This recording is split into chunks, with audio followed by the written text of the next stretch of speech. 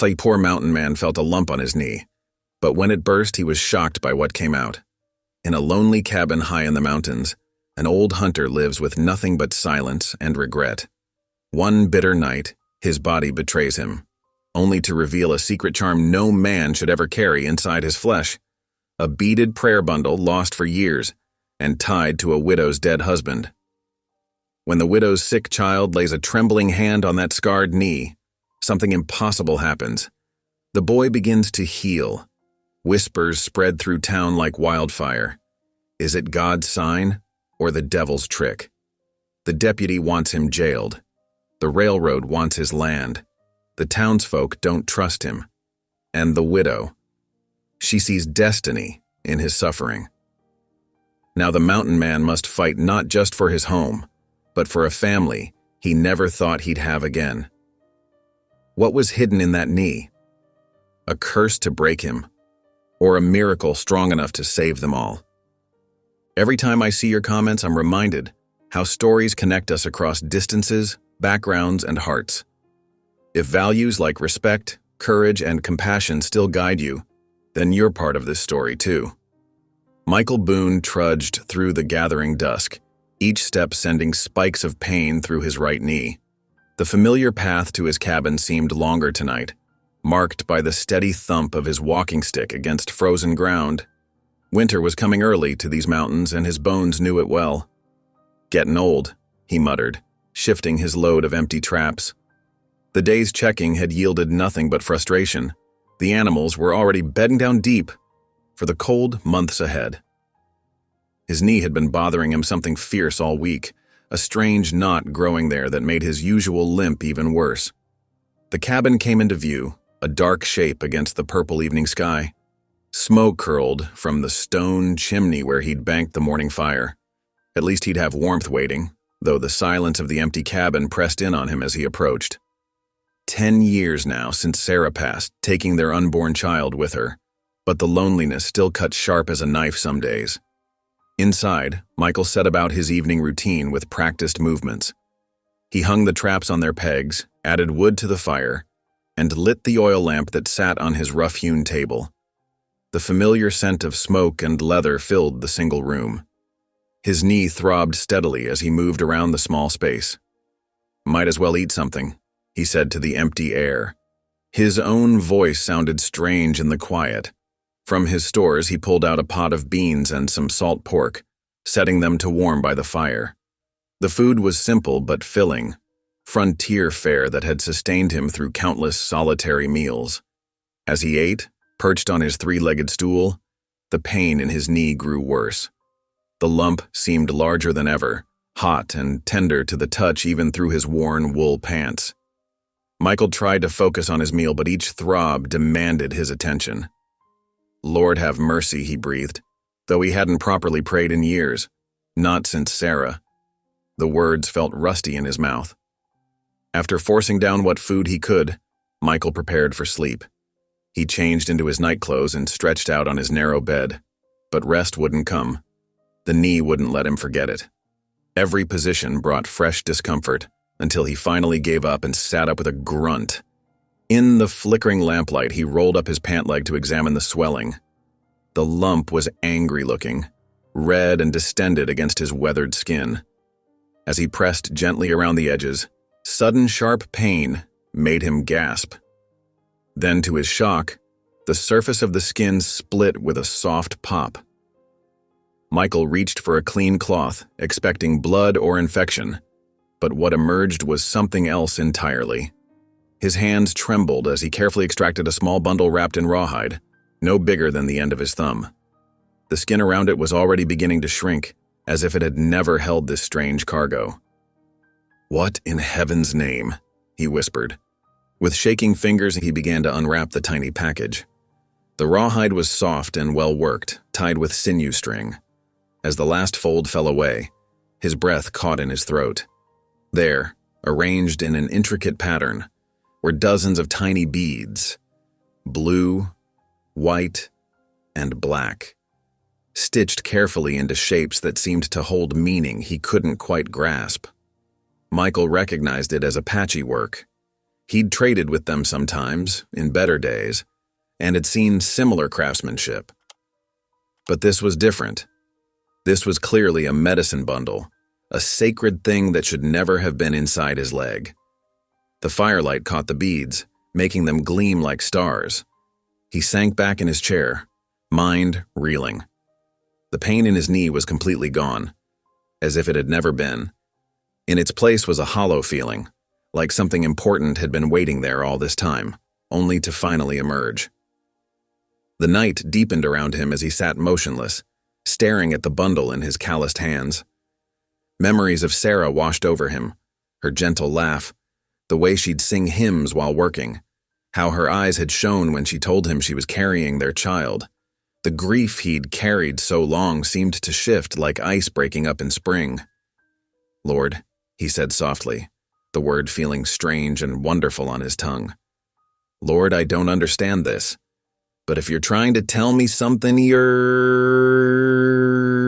His voice cracked and he had to stop. It was the first real prayer he'd attempted since the day they'd buried Sarah. The fire popped and settled, sending sparks up the chimney. Outside, an owl called into the darkness. Michael sat through the long hours, turning the beaded bundle over and over in his hands, lost in thought and memory. The lamp burned low and guttered out, but he hardly noticed. When dawn finally began to pale the eastern sky, he was still awake. The first gray light crept through his window, touching the beads and making them glow softly. Michael held the bundle up to catch the light better, wondering at its purpose, its origin, and most of all, why it had been carried within his own flesh until this moment. "Are you there, Lord?" he whispered. "Are you leading me somewhere?" The sunrise painted the mountains gold, but provided no clear answer. Still, for the first time in years, Michael felt something stir in his heart, something like hope, or maybe the beginning of faith reborn. He sat watching the light grow stronger, the mysterious bundle cradled in his hands, like a precious seed waiting to sprout. The strange events of the night hung in the air like an unfinished sentence. Michael knew, deep in his bones, that this was more than just a curious happening. Something had changed in his body, in his spirit, and wherever this discovery might lead him, he would have to follow.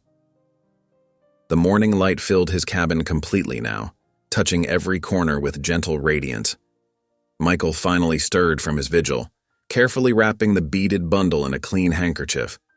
His knee, when he stood, felt stronger than it had in years. Whatever journey lay ahead, at least he would walk it with a steady step. He moved to the window, looking out at the familiar mountains with new eyes. The world seemed charged with possibility, as if God had suddenly broken a long silence. The bundle in his pocket felt warm against his leg, like a coal that might kindle a new fire in his life. Dawn had fully arrived, painting the sky in brilliant colors. Michael stood at his window, holding the strange charm that had emerged from his own flesh, and waited to see what the new day might bring. After so many years of emptiness, something was finally beginning to fill the void in his heart, even if he didn't yet understand exactly what that something might be. The morning sun filtered through the pines as Michael made his way to the creek, each step lighter than he could remember in years. The familiar path wound past weathered stumps and granite outcrops, but today, everything felt different. His hand kept straying to the handkerchief-wrapped bundle in his shirt pocket, making sure it was still there. At the creek's edge, he knelt carefully, expecting the usual stab of pain. To his surprise, his knee bent smoothly, with only the faintest twinge. The swelling had vanished completely, leaving no mark or scar to show where the strange bundle had emerged. "Well, I'll be," he muttered, splashing the cold mountain water on his face. The creek burbled over rocks worn smooth by time, its sound as familiar as breathing after all these years alone. But now even that seemed to carry a different note, as if the water itself was whispering of changes to come. Michael sat back on his heels, water dripping from his beard, and pulled out the bundle. In daylight, the beadwork was even more intricate than he'd first thought. Tiny shapes that might have been mountains, or perhaps arrows, all worked in careful patterns that surely meant something to whoever had made it. "Reckon Reverend Harris might know what to make of this," he said aloud. The thought of going to town didn't sit entirely easy with him. He'd grown used to his solitude, comfortable with the quiet company of wind in the trees and distant coyote song, but this mystery seemed too big to solve alone. Back at his cabin, Michael packed light. Just some jerky, a spare shirt, and his old Bible, untouched these past years but somehow important to bring. His mule, Button, watched with patient eyes as he saddled her, adjusting the cinch with practiced hands. "Just a trip to town, old girl," he told her, patting her dun-colored neck. "Nothing to fret about." The mountain trail wound down through stands of aspen and pine, their shadows dappling the path ahead. Button picked her way carefully, hooves sure on the familiar route. Michael let his mind wander as they descended, memories rising unbidden like morning mist from the valleys below. Sarah had loved this trail in spring, when wildflowers dotted the meadows in splashes of purple and gold. He could almost see her riding beside him, her laugh carrying on the wind as she pointed out columbine and Indian paintbrush. The memory of her joy made his chest ache, but differently now, more like an old wound finally starting to heal than the raw grief of before. At midday, they stopped to rest. Beneath a towering ponderosa pine, Michael shared his jerky with Button, the rich smell of sun-warmed pine needles filling the air around them. The bundle in his pocket seemed to grow warmer, though maybe that was just his imagination. "What would you make of all this, Sarah?" he asked the empty air. "You always did say the Lord works in mysterious ways." The words caught in his throat, thick with emotion he hadn't allowed himself to feel in years. The afternoon stretched long as they continued downward, the familiar landmarks of his mountain giving way to the more settled country near town. Fields appeared, then fences, then the first scattered buildings of Pine Creek. The sight of so many people and horses moving about the street made Michael's shoulders tense. He'd grown unused to crowds in his years of solitude.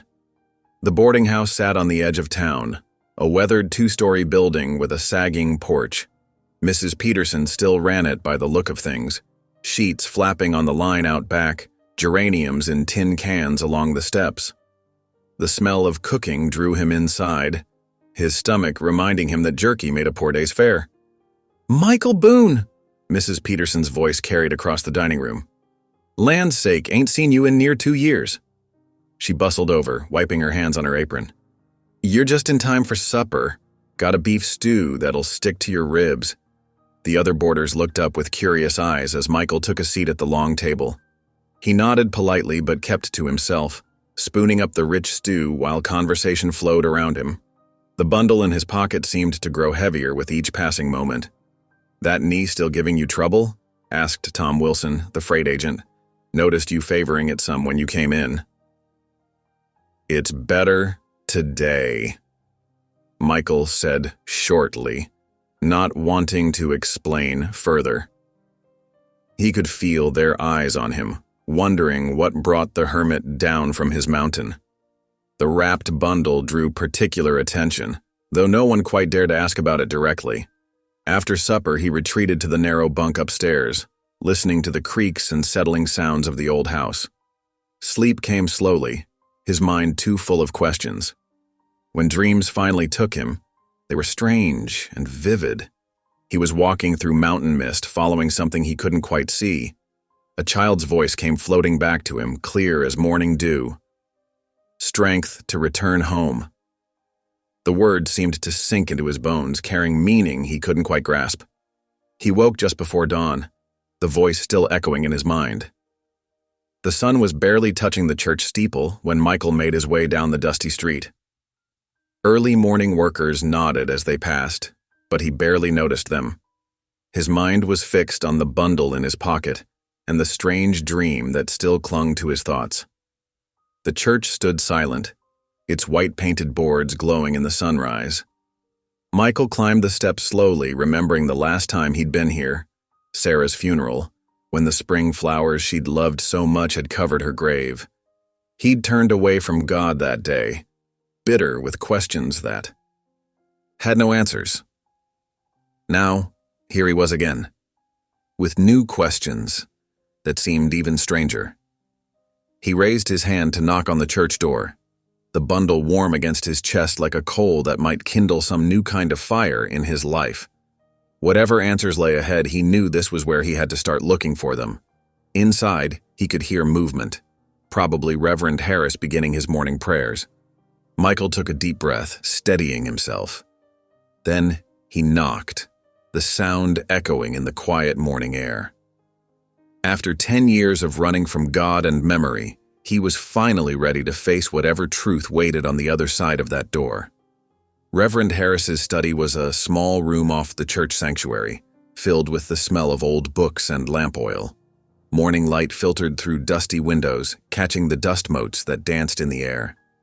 The preacher adjusted his wire-rimmed spectacles as Michael carefully unwrapped the bundle on the worn desk between them. "Most peculiar," Reverend Harris murmured, leaning forward to examine the intricate beadwork. His weathered fingers hovered over the pattern but didn't touch it. "The craftsmanship is remarkable. These aren't just decorative. Each bead placement means something." Michael shifted in his wooden chair, the morning's earlier ease in his knee returning to a familiar ache. "You've seen something like this before?" "Similar items, yes." The preacher sat back, folding his hands together. "During my time ministering near Fort Apache, the medicine men there, they create sacred bundles for healing, protection. Each pattern tells a story or holds a prayer." He shook his head slowly. "But I never learned to read their meanings. That knowledge is kept close, passed down through their holy people." Before Michael could respond, boot heels clicked sharply on the church's wooden floor. Deputy Calhoun appeared in the doorway, his badge catching the morning light. His eyes fixed immediately on the bundle. "Heard we had an unusual visitor in town," Calhoun said, his voice carrying that particular edge that made Michael's shoulders tense. "Figured I'd better investigate." "Good morning, Deputy," Reverend Harris said mildly. "Michael here was just showing off some Indian trinkets." "I see." Calhoun stepped closer, thumbs hooked in his gun belt. His gaze moved from the bundle to Michael's face, searching. "Interesting timing, Boone. What with the railroad survey crews due next week?" Michael's jaw tightened. "Don't see what one has to do with the other?" "No." Calhoun's smile didn't reach his eyes. "Railroad's particular about who they deal with. Mighty suspicious of folks who might have divided loyalties, especially up in those mountains where the track's meant to go." "Deputy," Reverend Harris began, "surely you're not suggesting just sharing friendly advice." Calhoun's boot heels scraped the floor as he turned. "Folk around here get nervous about Indian medicine, witchcraft some might call it. Be a shame if rumors started spreading." He paused in the doorway. "Something to consider, Boone, while you're deciding where your interests lie." The deputy's footsteps faded down the church aisle, leaving a heavy silence behind. Michael's hands had curled into fists without him noticing. He forced them to relax. "I'm sorry, Michael," Reverend Harris said quietly. "The deputy can be overzealous in his concern for order." "Ain't your fault, Reverend." Michael carefully rewrapped the bundle, trying to ignore how his fingers trembled slightly with anger. "Reckon I'd best be getting on." "Perhaps," the preacher hesitated, "perhaps I could make some discreet inquiries about the bundle's meaning. I still have contacts near the fort who might know more."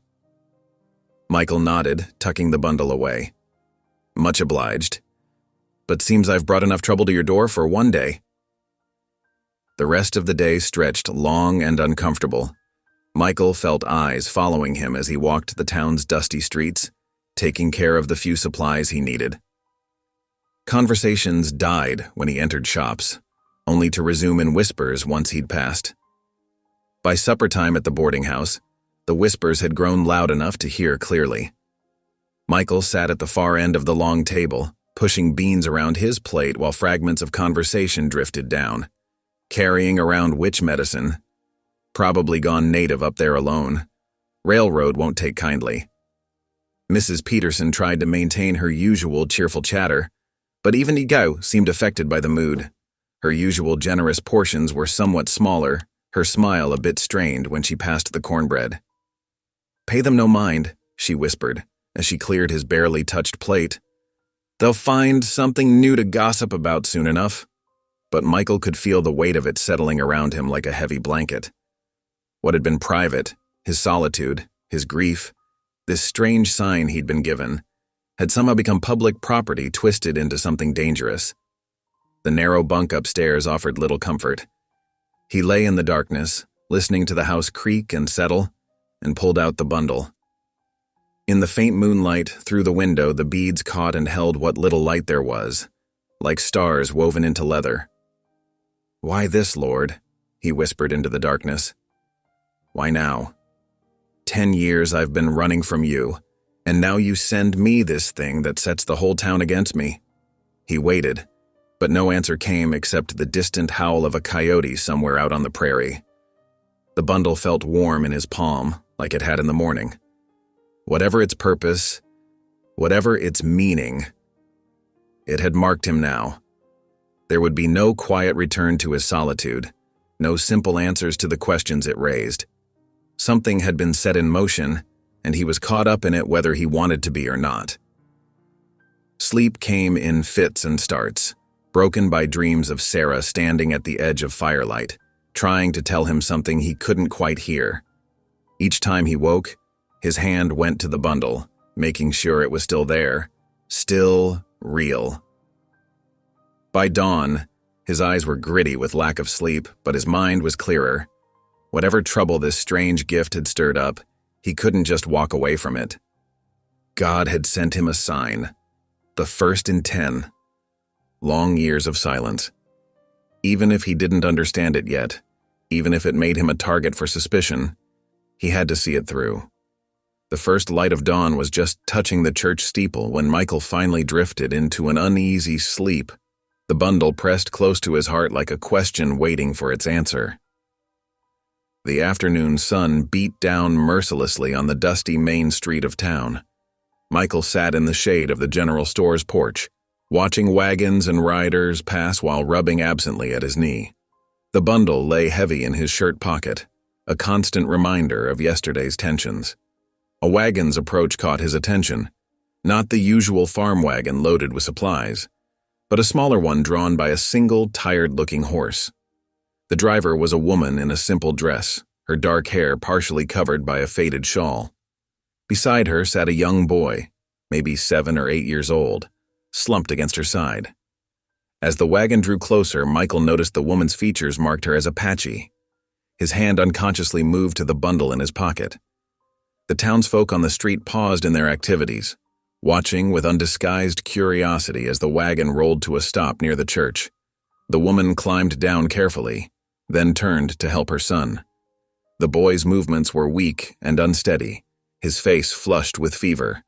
Michael's chest tightened at the sight. He recognized that sickly pallor all too well from Sarah's final days. "Please," the woman called out, her voice carrying a soft accent but clear English. "I seek Reverend Hara." Mrs. Peterson, who had been sweeping the boarding house steps, hurried forward. "The Reverend's in his study, dear. Is your boy sick?" "Yes." The woman held her son closer. "But I also search for something lost. A medicine bundle taken many seasons ago. I heard whispers that such a thing was found here." Michael's breath caught in his throat. From his spot in the shadows, he saw Reverend Harris emerge from the church, drawn by the commotion. The preacher's eyes found Michael's, and a silent understanding passed between them. "I am Reverend Harris," the preacher said, approaching the wagon. "And you are?" "I am called Nayeli," the woman replied, dipping her head respectfully. "This is my son, Tahu. We have traveled far, following stories of a sacred bundle." By now, a small crowd had gathered, drawn by the unusual sight of an Apache woman in their midst. Deputy Calhoun materialized from the direction of his office, watching the scene unfold with narrowed eyes. Reverend Harris gestured toward Michael. "Perhaps you should speak with Mr. Boone here. He may have what you seek." Michael stood slowly, his knee protesting the movement. As he approached, he pulled the bundle from his pocket, holding it carefully in his open palm. Nayeli's eyes widened.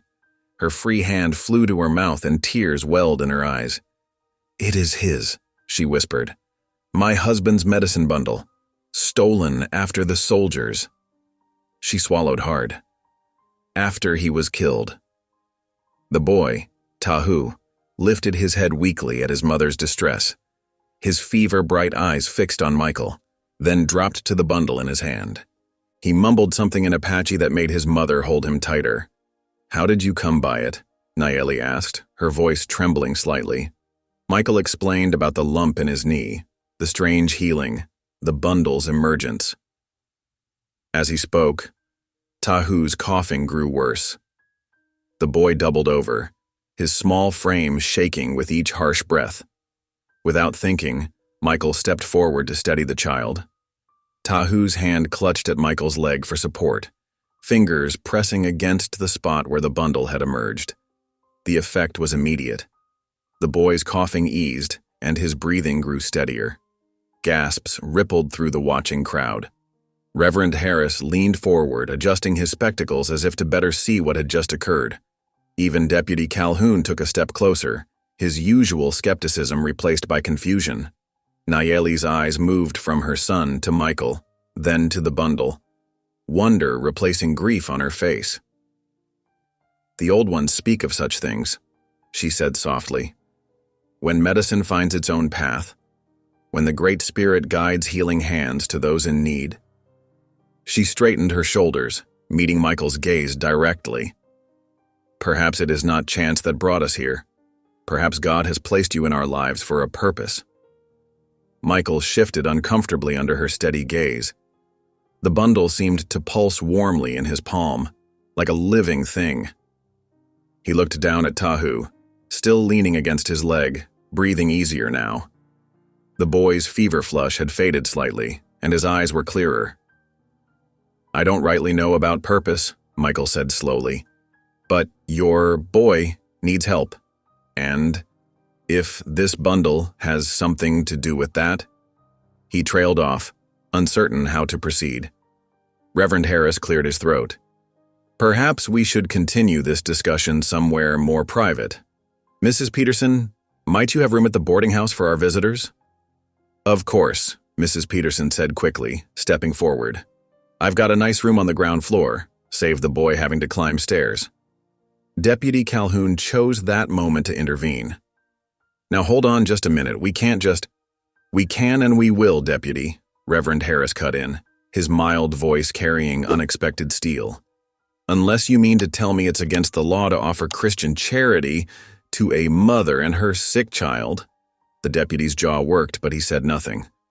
The crowd began to disperse, though Michael could hear the whispers starting already, new fuel for yesterday's gossip fire. "Mr. Boone?" Nayeli said quietly, "Would you help us?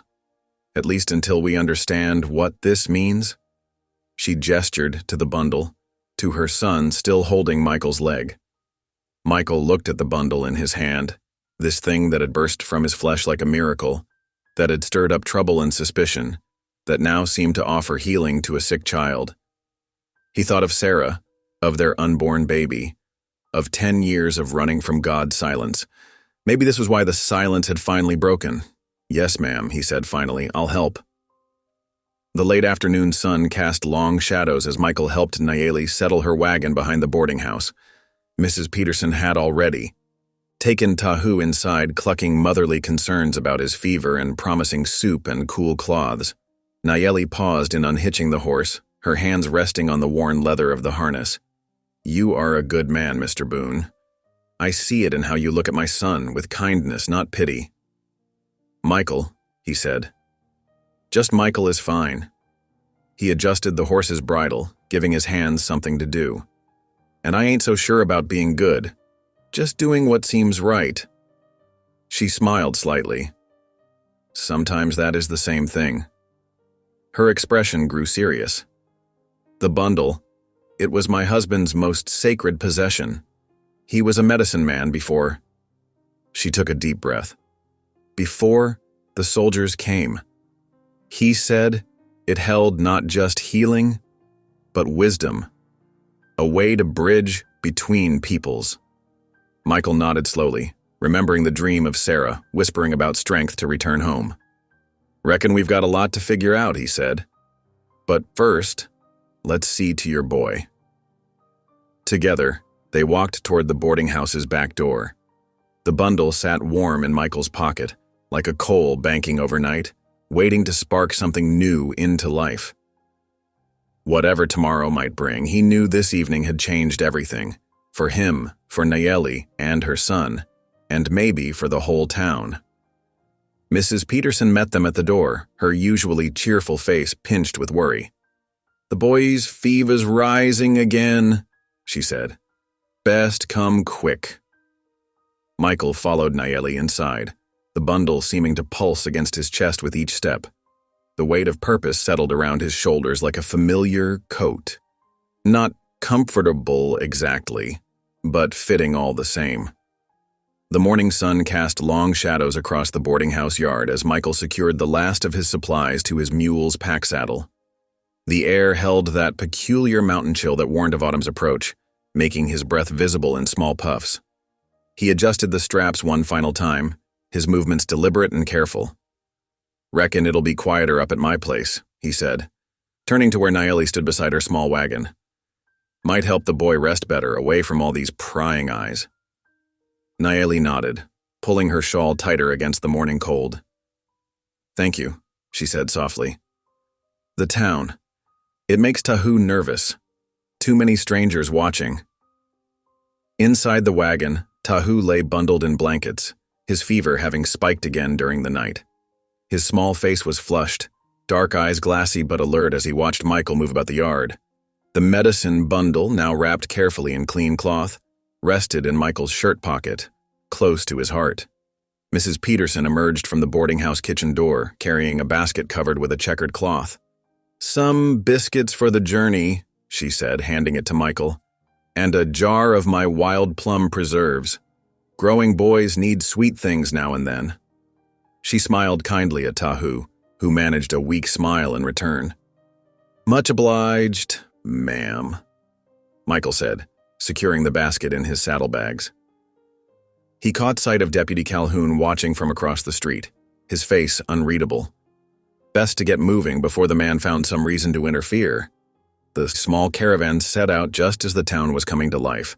Michael led the way on foot, his mule following obediently behind, while Nayeli drove the wagon. The steady creak of wagon wheels and the soft clop of hooves marked their progress as they left the town's dusty streets behind. The trail up to Michael's shack wound through stands of pine and aspen, climbing steadily into cooler air.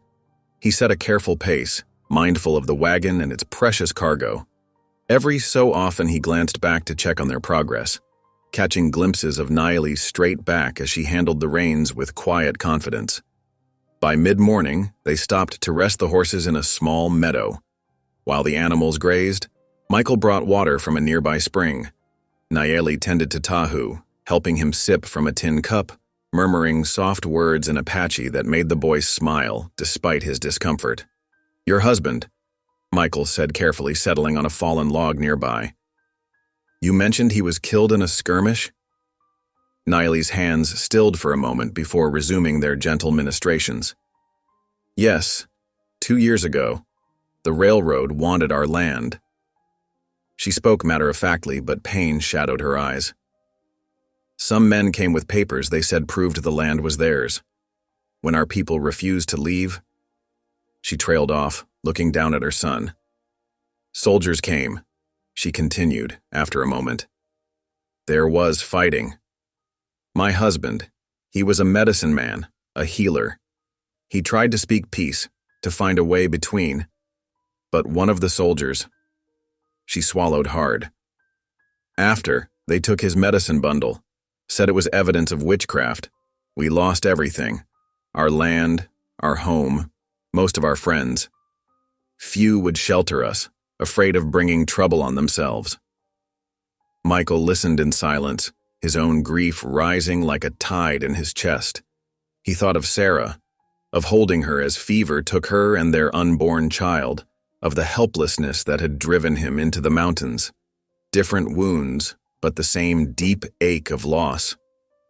"My wife," he said suddenly, surprising himself, "and Sarah. She died 6 years back. Her and our baby." The words felt rusty, unused. Fever took them both. Couldn't do nothing but watch it happen. Naily met his eyes across the meadow, recognition passing between them, the knowledge of what it meant to carry such wounds. They resumed their journey as the sun climbed higher. The trail grew steeper, requiring more frequent stops to rest the horses. Tahu dozed fitfully in the wagon, wrapped in blankets against the mounting chill. Michael found himself watching the boy, remembering Sarah's dreams of their own child, the tiny clothes she had sewn with such hope. As evening approached, Michael called a halt in a protected hollow. "Best make camp here," he said, studying the darkening sky. "We're still a few hours from the shack, and it ain't wise to push on in the dark." While Naily tended to Tahu, Michael gathered firewood and started a small blaze. The familiar routine of making camp steadied him, checking the horses, laying out bedrolls, setting coffee to boil. From his saddlebags, he produced some venison jerky and shared it around, along with Mrs. Peterson's biscuits. Tahu sat propped against his mother, nibbling slowly at the food. His fever seemed a bit lower, though fatigue marked his young face. When Michael offered him a piece of jerky, the boy reached out with his free hand and touched Michael's knee, the same spot where the bundle had emerged. The gesture was so natural, so trusting, that Michael had to look away for a moment, his throat tight. Night settled around them like a blanket, stars pricking through the canopy of pine boughs overhead. Naily hummed softly to Tahu until he drifted off to sleep, curled against her side like a young deer in its nest. The fire crackled low, casting dancing shadows on the surrounding trees. "I'll take first watch," Michael said quietly, settling himself against a tree trunk where he could see both the trail and the sleeping boy. The medicine bundle pressed warm against his chest, a reminder of strange providence. Naily nodded, drawing her shawl closer around herself and Tahu. "Thank you," she said, "not just for the watch, for everything. Many would not have helped us." Michael shifted uncomfortably at her gratitude. "Ain't nothing special about doing what's right," he said gruffly. But he felt the weight of her words, the trust she was placing in him. A stranger, a white man, when she had every reason to be wary. The night deepened, filled with the soft sounds of the sleeping forest, an owl's distant call, the rustle of small creatures in the underbrush, the gentle breathing of the sleeping boy. Michael kept his vigil, thinking of Sarah, of loss and healing, of the strange paths God sometimes chose to lead people down. Dawn came slowly, stealing through the trees in shades of pearl and rose. As Michael stirred up the fire and set coffee to boil, the first glimpse of his shack appeared through the morning mist, a solid shape against the mountainside, smoke still curling from the chimney he had banked before leaving. Naily stood beside the wagon, Tahu drowsy but awake in her arms, both of them looking at the humble dwelling that would be their shelter. Michael felt suddenly self-conscious about the rough cabin, the sparse furnishings they would find inside, but when he glanced at Naily, he saw no judgment in her eyes, only relief and perhaps a glimmer of hope. The medicine bundle seemed to pulse gently against his chest, as if acknowledging the rightness of this moment, this coming together of wounded souls seeking healing. "Welcome to my home," Michael said simply, leading the way up the final stretch of trail. The morning sun broke through the trees, touching everything with gold, making the dew sparkle like scattered diamonds across the grass.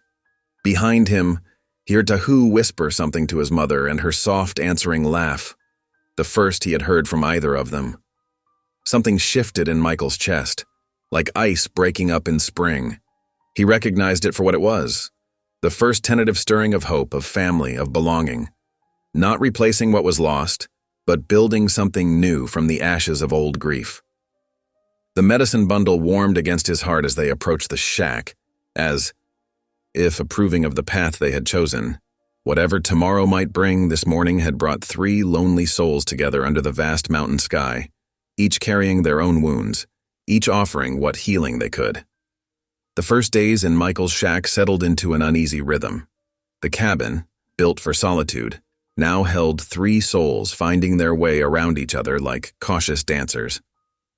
Michael rose before dawn each morning, stepping carefully past where Nayeli and Tahu slept near the hearth on borrowed quilts. The sound of his axe splitting wood became a steady heartbeat marking the passing hours.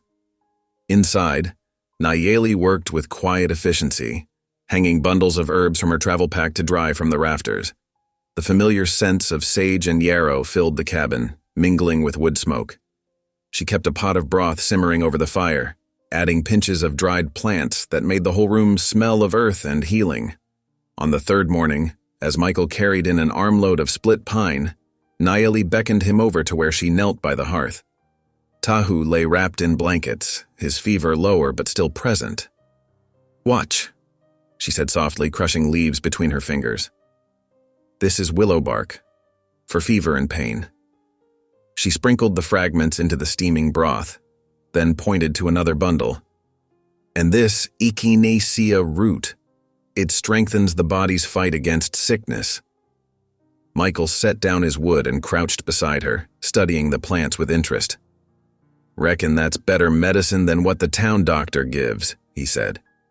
"Just bleeds folks most times." A ghost of a smile touched Nayeli's lips. "Our people have known these medicines for many generations. Each plant has its purpose, given by the Creator." While she tended to Tahu, Michael noticed the boy's moccasins set aside for mending. The soles were worn paper-thin, the beadwork fraying. Without comment, he took them to his workbench by the window. From his stores of tanned deer hide, he cut careful patches, working them with an awl-and-sinew thread. Tahu watched him with bright interest from his sickbed. "Those were my father's," he said suddenly, "before they were mine." Michael's hands stilled for a moment. "That's so?" he said gently. "Well, then, we'd best fix them proper." He worked with extra care after that, matching the stitches as closely as he could to the original work. The evenings brought a different kind of medicine. As darkness gathered outside and owls began their nightly chorus, stories emerged like shy creatures venturing into firelight. Michael found himself speaking of Sarah, how she'd loved to sing hymns while working, how she'd sewn tiny clothes for their coming child, how the fever had taken both of them in one cruel week. "I ran to these mountains afterward," he admitted, staring into the flames. "Couldn't bear to be around folks anymore. Felt like God had turned his face away." Nayeli's voice came soft in the firelit dark. "When my husband died, I thought the same. But then I would look at Tahu and see his father's smile, his strength, and I knew the Creator had not abandoned us completely." As the days passed, Tahu's strength returned gradually. He began sitting up for longer periods, then taking short walks outside supported by his mother. Often in the evenings, he would hum Apache songs remembered from happier days, melodies that spoke of wind in high places, of eagles riding thermals, of stars wheeling overhead. One night, surprising himself, Michael found himself humming along, his deep baritone joining Tahu's clear young voice. Boy's eyes widened with delight, and even Nayeli looked up from her mending with astonishment. "My Sarah taught me to carry a tune," Michael explained gruffly. "Said even a bear could learn to sing if he tried hard enough." Tahu laughed, the first real laugh they'd heard from him. "You don't sound like a bear," he said. "More like the wind in the big pines." As the week drew to a close, Michael found himself thinking of Sunday service. He hadn't attended regularly since Sarah's death, showing up only on Christmas and Easter to keep folks from talking. But now, watching Nayeli teach Tahu his prayers in both Apache and English, something stirred in his heart. Saturday evening he cleared his throat during supper. "Tomorrow's Sunday," he said. "Thought maybe we might ride to town for service if you've a mind to." Nayeli's spoon paused halfway to her mouth. "The town church? They would allow us inside?" "It's God's house," Michael said firmly. Reckon he welcomes all his children. But his stomach nodded, knowing the reception they might face. After a long moment, Nayeli nodded. Yes, she said quietly. We will go. It is good to give thanks even in hard times. The wagon ride down the mountain next morning was tense with unspoken worries.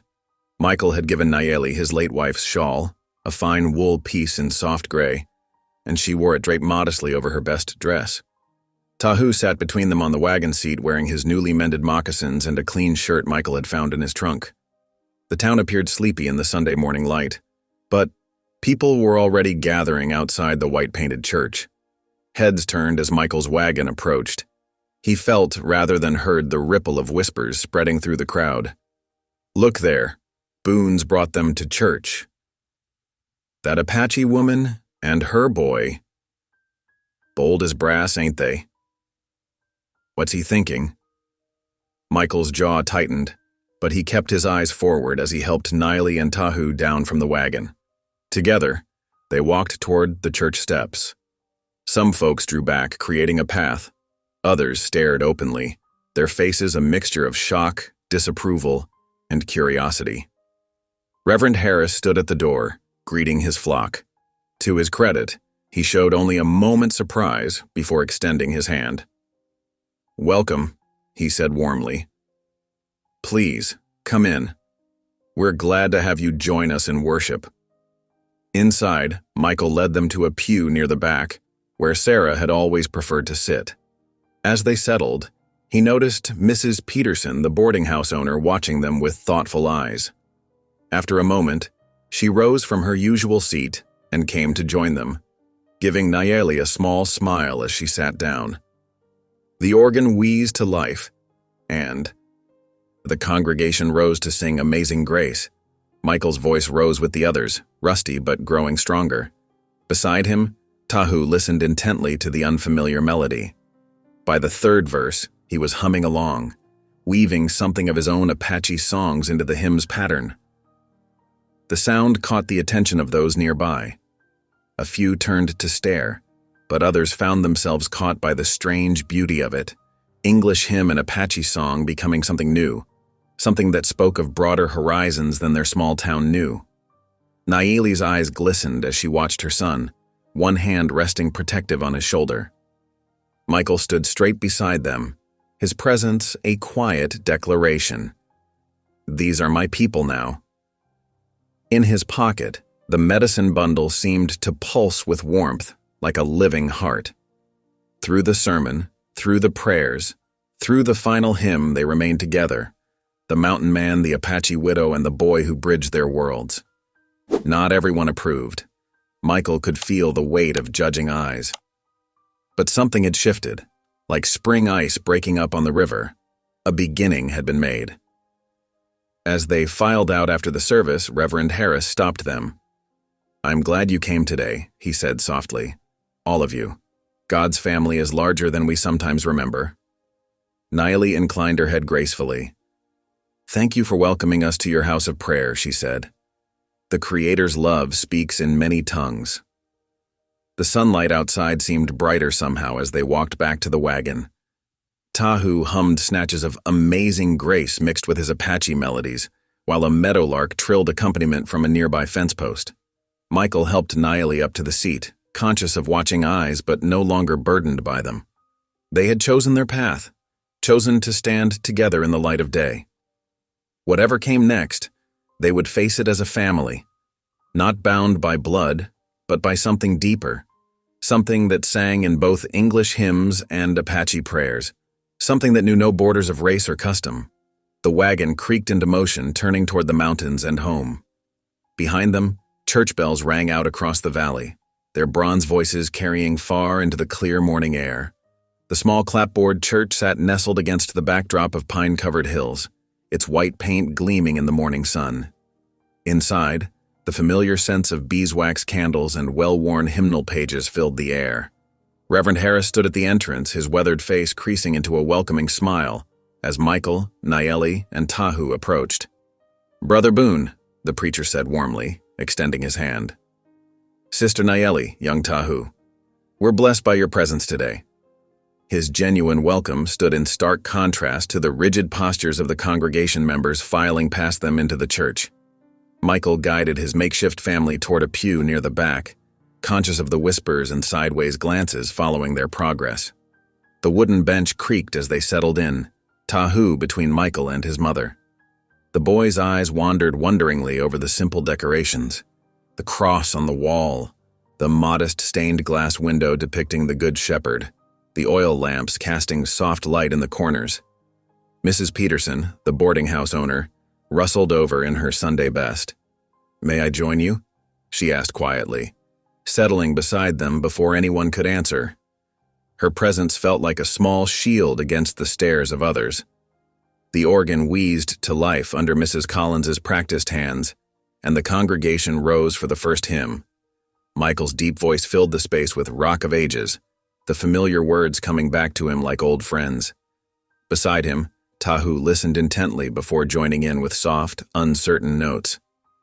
The boy's clear voice wove through the traditional melody, adding something wild and beautiful that spoke of wind through canyon walls and star-filled desert nights. Several rows ahead, Mrs. Thompson dabbed at her eyes with a handkerchief, touched by the child's innocent participation. But the Baker sisters exchanged dark looks, their lips pressed thin with disapproval. The contrast in reactions rippled through the congregation like wind through wheat. Reverend Harris's sermon focused on the Good Samaritan, his gentle voice carrying to every corner of the church. "Love knows no boundaries of nation or tribe," he said, meeting various eyes throughout the congregation. "The question is not, who is my neighbor, but rather, to whom can I be a neighbor?" Michael felt Nayeli straighten beside him, her dignity a quiet force. Tahu leaned against her arm, tired but attentive, his small fingers tracing the beadwork on his mother's sleeve. The morning light through the windows cast peaceful shadows across their faces. After the final hymn and benediction, the congregation began to filter out into the bright day. Several women paused to speak softly with Nayeli, their initial reserve melting slightly in the face of her gracious responses. Tahu received a piece of hard candy from old Mr. Jenkins, who winked at the boy's shy, "Thank you." But not all faces showed acceptance. Deputy Calhoun lingered near the church steps, his badge catching the sunlight as he waited. When Michael helped Nayeli and Tahu into their wagon for the journey home, the lawman approached with measured steps. "A word, Boone," he said, gesturing Michael aside. They moved away from the wagon, though not so far that Michael couldn't keep an eye on his charges. "You're stirring up trouble," Calhoun said in low tones. "Bringing Indians to Sunday service, that's not how things are done here. Railroad men are watching. They don't like uncertainty in towns they're considering for the line." Michael stood straight, despite his old limp, meeting the deputy's gaze steadily. "There ain't a widow and her sick child," he said, his voice quiet but firm. "Nothing uncertain about showing Christian charity to those in need." "Some folks are saying you've gone native," Calhoun pressed. "Living up there alone too long, maybe. Starting to forget where your loyalties should lie." "My loyalties lie with what's right," Michael replied. "I won't turn away a mother and child who need help. That's all there is to it." "Think carefully, Boone." "Town's changing. Railroads coming. Might be best to reconsider your situation." The deputy's hand rested meaningfully on his gun belt. Michael's jaw tightened, but his voice remained level. "I reckon I'll take my chances with doing what's right over doing what's convenient. Good day, deputy." He turned and walked back to the wagon, every step measured and deliberate. Nayeli watched him climb up to the seat, her dark eyes understanding more than had been said. Tahu reached out to touch Michael's sleeve, a gesture of simple trust that made the confrontation fade like morning mist. The wagon wheels creaked as they started the journey home, leaving the town and its mixed welcome behind. The afternoon sun painted long shadows across the trail as they wound their way up into the hills. Tahu dozed against his mother's shoulder, the day's excitement having tired him out. "Thank you," Nayeli said softly, when they were well away from town, "for standing beside us today, for making us welcome in your home and in your church."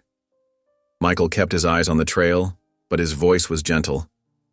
"Ain't nothing to thank me for. It's what's right, is all." They reached the cabin as evening was drawing in, the sky painted in soft purples and golds. While Nayeli prepared a simple supper, Michael tended to the horses and gathered wood for the night. The familiar tasks felt different now, weighted with purpose and responsibility he hadn't known he'd been missing.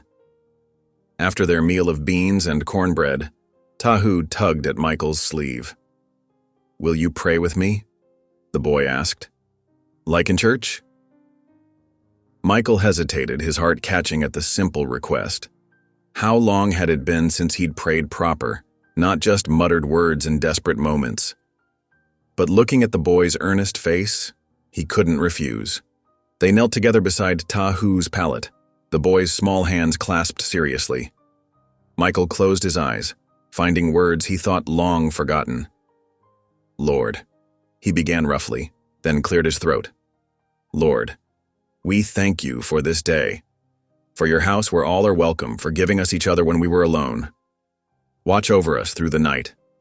And," his voice softened, "help us be worthy of the trust you've placed in us." "Amen." "Amen," Tahu echoed, then added something in Apache that made Nayeli smile from where she sat by the fire. As Michael helped tuck the boy in for the night, he felt something shift and settle in his chest, like a key turning in a long rusted lock. The grief was still there, would always be there for Sarah and their unborn child. But alongside it now grew something new, a cautious hope, a sense of purpose, a family pieced together from broken parts but no less real for that. Through the cabin's small window, the first stars winked into view. The evening breeze carried the scent of pine and sage, mixing with the wood smoke from their chimney. Inside, the fire crackled softly, casting warm light over Tahu's sleeping face and Nayeli's bent head as she worked on mending. Michael sat in his chair by the hearth, the prayer bundle a comfortable weight in his pocket. The simple act of praying with the boy had awakened something. He'd thought dead, a connection not just to God but to the daily rituals of family life, to the quiet moments that made a home. His knee ached less these days, he realized. Whether from the strange medicine of the bundle or from having purpose again, he couldn't say. But as he watched the flames dance and listened to the peaceful sounds of his unconventional household settling in for the night, he knew with certainty that he'd made the right choice, whatever the town or Deputy Calhoun might think. They were family now, bound by something stronger than blood, bound by choice, by mercy, by the courage to stand together against prejudice and fear. And in that knowledge, Michael found a peace he hadn't known since Sarah's death, a peace that felt like coming home after a long, lonely journey. The first warm breezes of spring swept through the valley, carrying the scent of new grass and melting snow. In town, colorful banners fluttered from the newly built pavilion, announcing the frontier gathering. Wagons rolled in from outlying homesteads, their wheels creaking through muddy streets still soft from the thaw. Michael guided their wagon carefully down the mountain trail, conscious of Nayeli and Tahu beside him on the seat. The boy bounced with excitement, pointing at the flags visible even from the hillside. "Steady there," Michael said, smiling despite himself. "We'll get there soon enough." Tahu had grown stronger over the winter months. His cough had eased, and color bloomed in his cheeks. The medicine bundle, now sewn safely into a pocket of his jacket, seemed to pulse with healing energy. Or perhaps, Michael thought, it was simply the power of having a home and people who cared. As they approached the fairgrounds, the sounds of fiddle music and laughter drifted up to meet them. Horses nickered in temporary corrals, their coats gleaming in the spring sunshine. Children darted between food stalls where women laid out pies and cornbread for judging.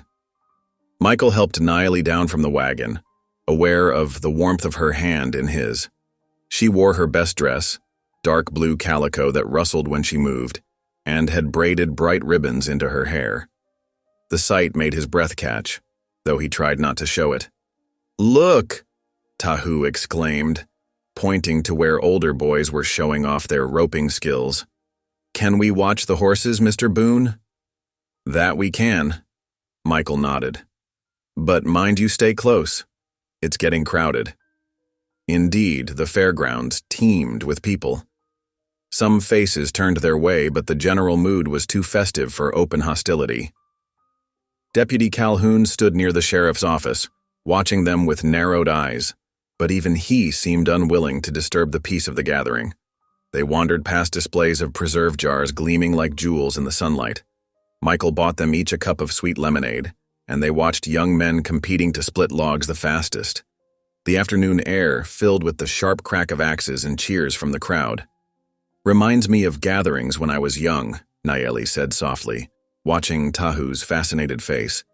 "My people would come together to celebrate the spring planting. There was always music, always children playing."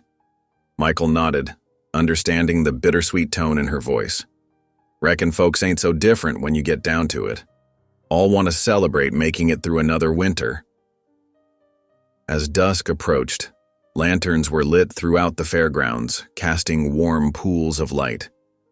The music shifted from lively dancing tunes to softer melodies. Near the pavilion, children gathered to sing folk songs while their parents rested on hay bales, tapping their feet to familiar rhythms. Tahu tugged at his mother's skirt. "May I go listen?" Nayeli hesitated, but Michael touched her arm gently. "I'll go with him," he offered. They made their way to the edge of the gathering where Tahu could watch the other children. The young ones sang "Sweet Betsy from Pike" and "Barbara Allen," their clear voices rising into the evening air. When they finished "Amazing Grace," there was a pause while the adults wiped tears from their eyes, remembering loved ones lost along the trail west. In that quiet moment, Tahu stepped forward. Before either Michael or Nayeli could stop him, he began to sing. The tune was one Michael had taught him during the long winter evenings, "The Wayfaring Stranger," but Tahu wove Apache words between the English verses, creating something entirely new. A hush fell over the crowd. The boy's voice, still high and clear, carried the melody with surprising strength. The Apache words spoke of stars and mountains, of healing and hope, while the English told of journeying toward heaven's bright shore.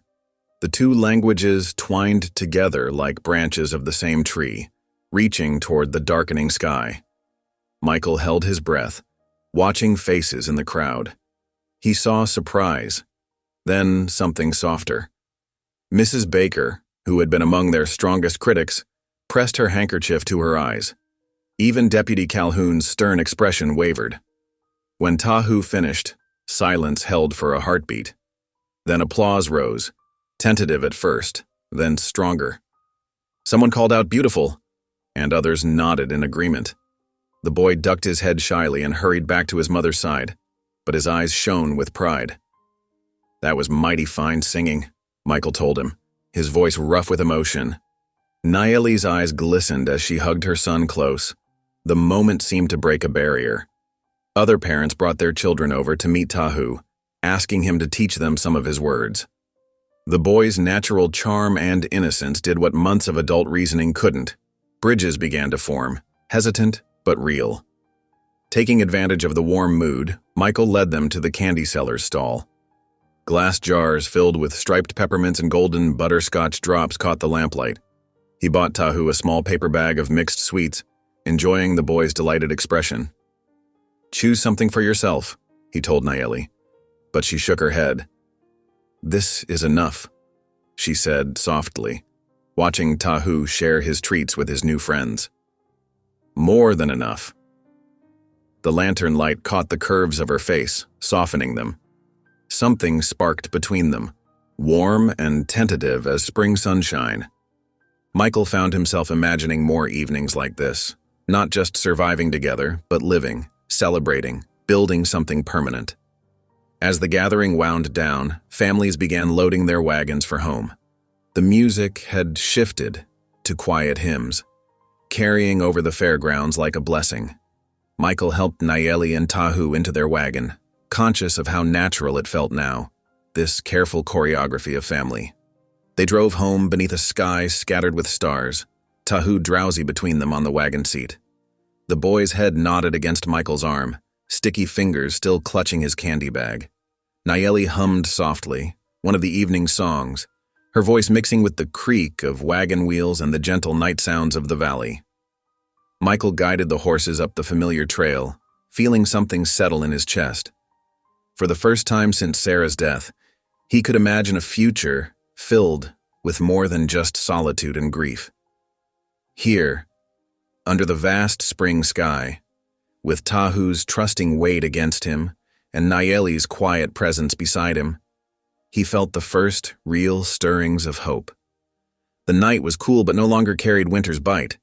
New grass whispered beneath the wagon wheels, and somewhere in the distance, a whippoorwill called.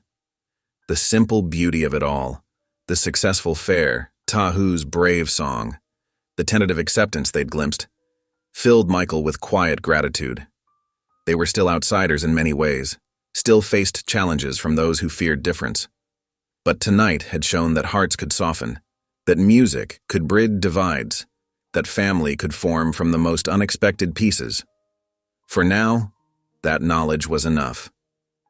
The wagon rolled on toward home, carrying its precious cargo of shared dreams and penny candy, while overhead, the stars wheeled in their ancient paths watching over all. The morning dawned clear and crisp, with dew sparkling on the new grass around Michael's shack. He had risen early to check his garden, pleased to see the first tender shoots pushing through the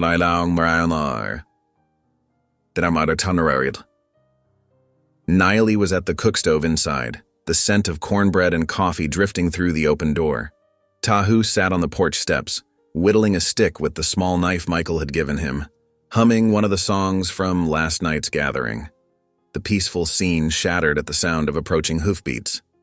Michael straightened from the garden patch, shading his eyes against the morning sun. 4 riders appeared around the bend in the trail, their horses' flanks lathered from hard riding. He recognized railroad agent Murdoch by his fine eastern coat, out of place in the mountain setting. The other 3 men were strangers, rough-looking types with guns prominent on their hips. "Morning, gentlemen," Michael called out cautiously, moving to stand between the riders and the cabin. He noticed how Tahu had gone very still on the porch steps, the knife forgotten in his small hands. Murdoch dismounted with a flourish, brushing trail dust from his sleeve. "Mr. Boone," he said, his voice smooth as creek ice, "we have business to discuss." He pulled a sheaf of papers from his saddlebag, the crisp white sheet startling against the weathered browns and greens of the mountain landscape. "What kind of business?" Michael asked, though his chest had already tightened with foreboding. He was aware of Nayeli appearing in the doorway, behind him, silent but watchful. "Legal business," Murdoch replied, unfolding the documents with deliberate care. "It seems there are some irregularities with your claim to this land. According to our records, no proper deed was ever filed with the territorial office." Michael's hands clenched at his sides. "That's not possible. I filed everything proper, 5 years ago when I homesteaded here. Got the papers to prove it." But you see," Murdoch's smile didn't reach his eyes. "Those papers were never officially recorded. A terrible oversight, which means, technically, this land still belongs to the territory, and by extension, to the railroad company through our development rights." One of the rough-looking men spat a stream of tobacco juice onto Michael's carefully tended garden soil. "Might want to start packing, old man." Michael took a step forward, his bad knee protesting. "Show me those papers." Murdoch held them just out of reach, making a show of examining them. "Everything's in order here, signed by the territorial governor himself. Though I must say," his gaze slid past Michael to where Nayeli stood with Tahu now pressed against her skirts, "your choice of companions doesn't help your case. Harboring Indians, especially after recent troubles with the tribes, some might call that suspicious behavior." They're my guests. Michael's voice was low and dangerous. A widow and her sick child seeking shelter. There's nothing suspicious about Christian charity. Christian charity? Murdoch laughed and his men joined in. Is that what they're calling it now? No, Mr. Boone. What I see is a squatter making unauthorized use of railroad land while consorting with potential hostiles. That's a serious matter. You're twisting things, Michael said. I demand to see proof that my deed wasn't recorded. I paid my fees, signed every paper they put in front of me. The burden of proof lies with you, I'm afraid. Murdoch tucked the papers back into his saddlebag. You have 3 days to vacate the premises. After that, we'll be forced to take stronger measures. The sound of more horses approaching drew everyone's attention. Deputy Calhoun rode up, followed by 2 of his men. The deputy's face was set in grim lines as he dismounted. Right on time, Deputy, Murdoch said smoothly. As I was explaining to Mr. Boone, we've uncovered some unfortunate legal issues with his claim. Calhoun nodded. So, I heard. But that's not why I'm here. He turned to Michael, hand resting on his gun belt. Michael Boone, you're under arrest. What? The word burst from Nayeli, her first since the men had arrived. What charge? Michael demanded, though he could guess what was coming. Inciting unrest, Calhoun said. Got complaints from several respectable citizens about your behavior at yesterday's gathering, encouraging Indians to mock our traditions, stirring up the children. With foreign ways could be seen as attempting to provoke violence between settlers and natives. That's ridiculous, Michael's voice rose. It was singing, just singing. The folks there welcomed it. Some did, Calhoun agreed. Others saw it different. And with these questions about your land claim, well, he pulled out a pair of iron handcuffs. Best come quiet, Boone. Make it easier on everyone. Michael looked back at Nayeli and Tahu. The boy's eyes were wide with fear, his mother's face a mask of controlled panic. He couldn't leave them here, unprotected, with these men circling like wolves.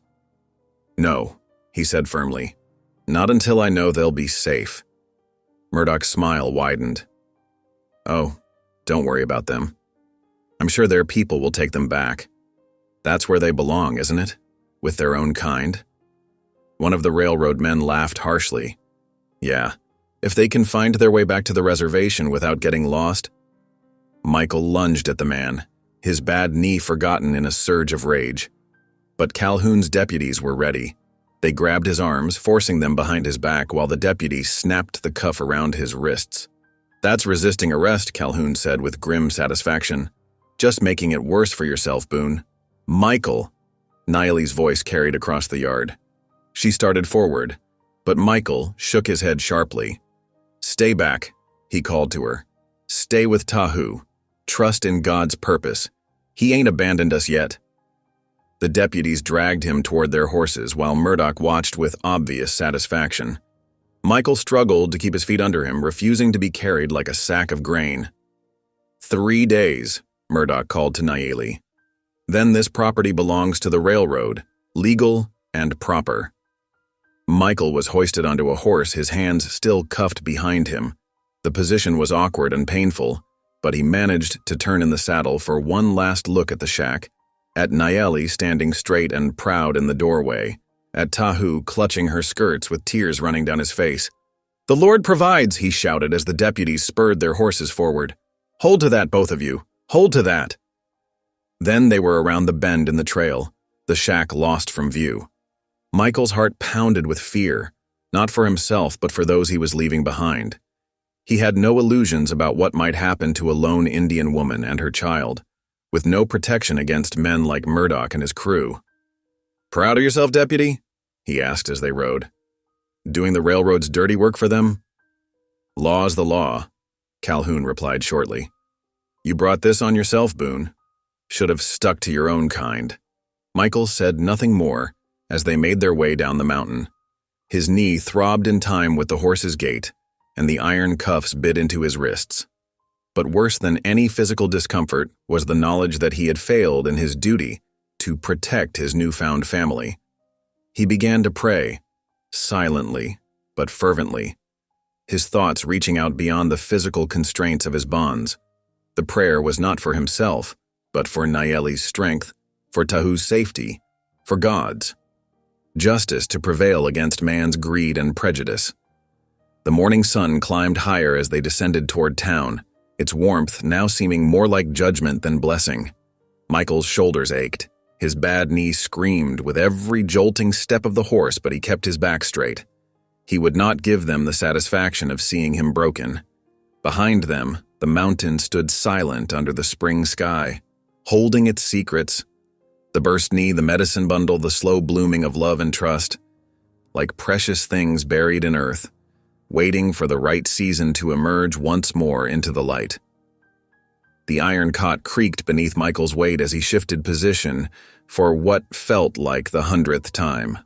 Moonlight filtered through the small barred window of his jail cell, casting shadows that seemed to mock his confinement. His knee throbbed where it had pressed against the hard metal, a constant reminder of the strange events that had led him here. "Why, Lord," he whispered into the darkness, "why show me a path to hope just to snatch it away?"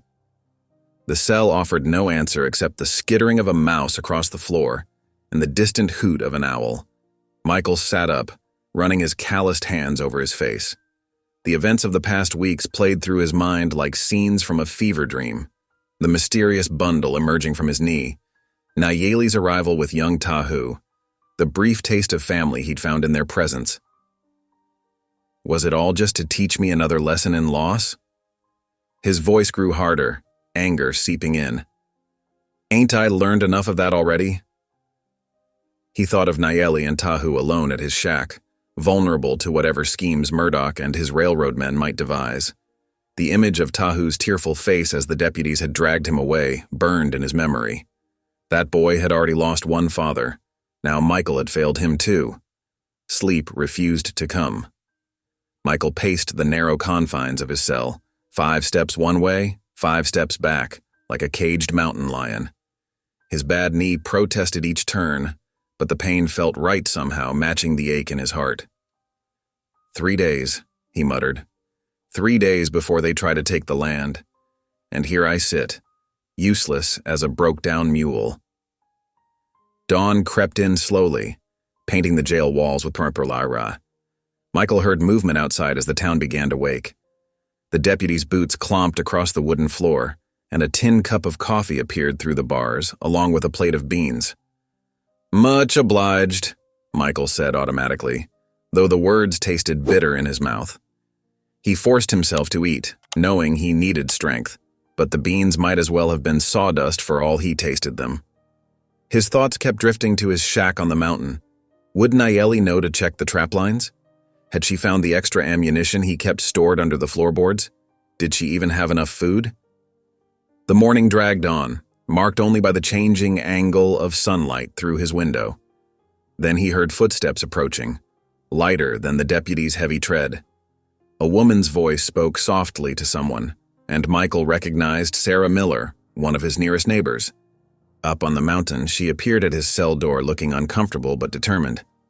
"Mr. Boone, I thought you should know I took some flour up to your guests this morning."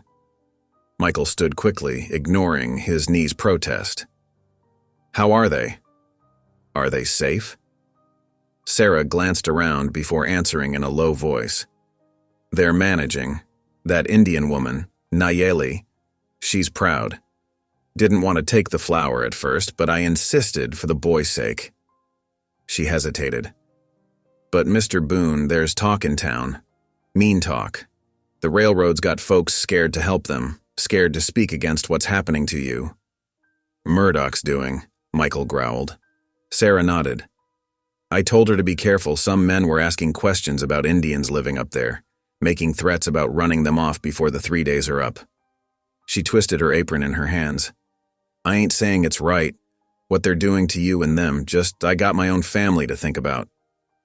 "You did right by bringing the flour," Michael said softly. "Thank you for that much." After Sarah left, Michael sank back onto the cot, his mind churning. He pulled the medicine bundle from his shirt pocket where he'd managed to keep it hidden. The beadwork caught the light, patterns that had seemed so meaningful now looking like nothing but colored glass and thread. Was this truly your sign, Lord?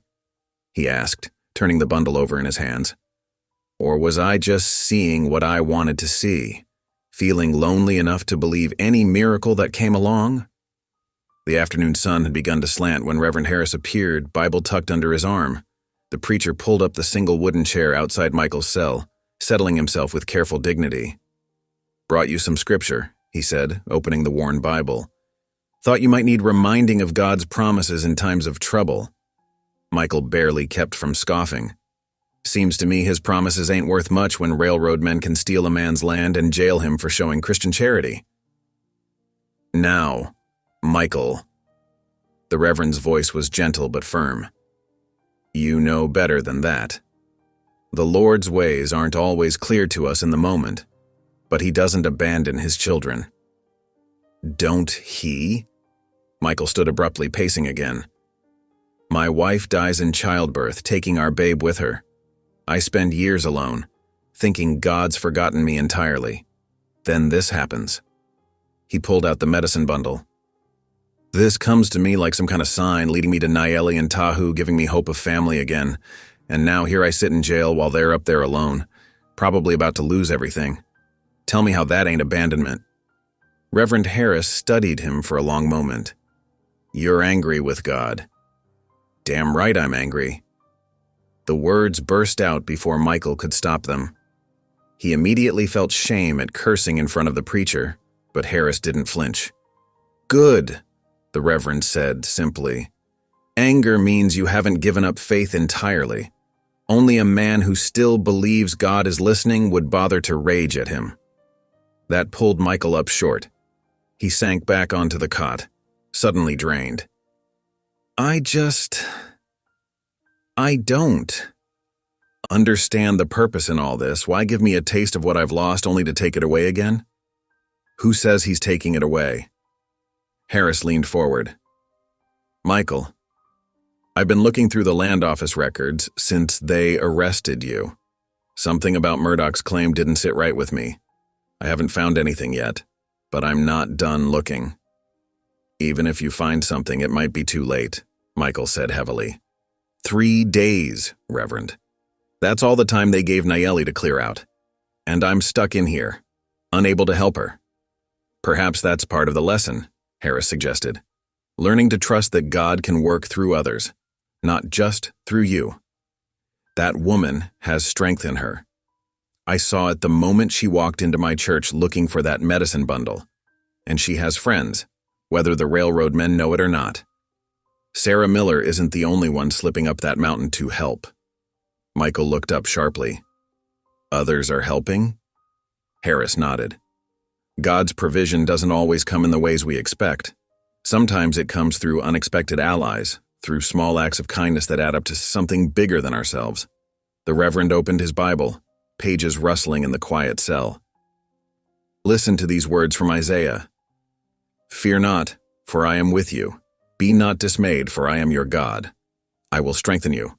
Yes, I will help you. I will uphold you with my righteous right hand. Michael closed his eyes, letting the familiar words wash over him. He remembered Tahu's small hand touching his knee that first day, the fever easing from the boy's face. He thought of Nayeli's quiet strength, teaching him about healing herbs while he mended her son's moccasins. The medicine bundle seemed to warm slightly in his pocket. I want to believe that, he said finally. But sitting here, unable to help them. Sometimes the hardest act of faith is simply being still and trusting God to work, Harris said. Remember Job? He lost everything, family, wealth, health, and sat in ashes questioning God's purpose. But the Lord hadn't abandoned him. He was working out something bigger than Job could see. Job got everything back in the end, Michael pointed out. Yes, he did. Harris stood, tucking the Bible back under his arm. And Job's story isn't finished until God finishes it. Neither is yours, Michael. Hold on to that. After the Reverend left, Michael lay back on his cot, watching darkness gather once again outside his window. The anger that had burned so hot earlier had settled into something quieter. Not peace exactly, but perhaps the beginning of acceptance. He pulled out the medicine bundle one more time, running his fingers over the beadwork. "I still don't understand your purpose, Lord," he whispered. "But I'm trying to trust you've got one. Watch over them up there. Keep them safe until whatever you're working out comes clear."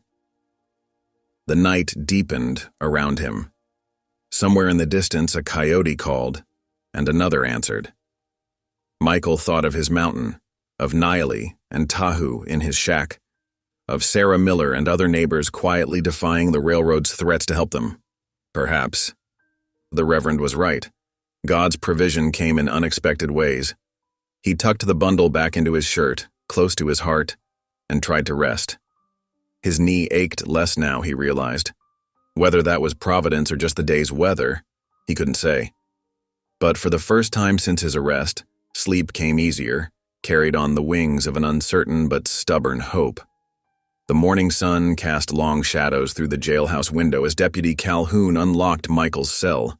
"Court's waiting," he said gruffly, producing a set of iron shackles. "Hold out your hands." The metal clasped cold around Michael's wrists. Each clink of the chain echoed in his chest like a hammer striking his hopes away. He straightened his shoulders, determined to walk with dignity despite the bonds. Outside, the street had filled with townspeople. They lined both sides of the dirt road leading to the courthouse.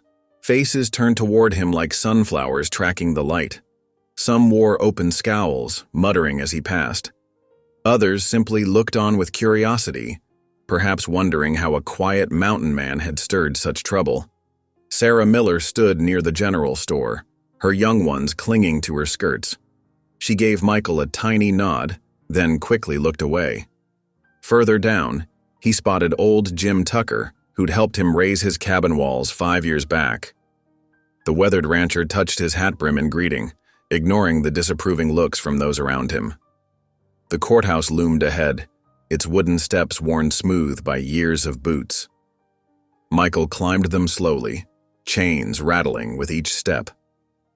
Inside, the room already buzzed with whispered conversations. Sunlight streamed through tall windows, catching dust motes that danced in the air like floating prayers. His heart lifted at the sight of Nayeli in the front row. She sat straight-backed and proud, her dark eyes meeting his without flinching. Tahu pressed close against her side, looking small but determined in his best wool shirt. The boy raised his hand in a tiny wave before. His mother gently lowered it.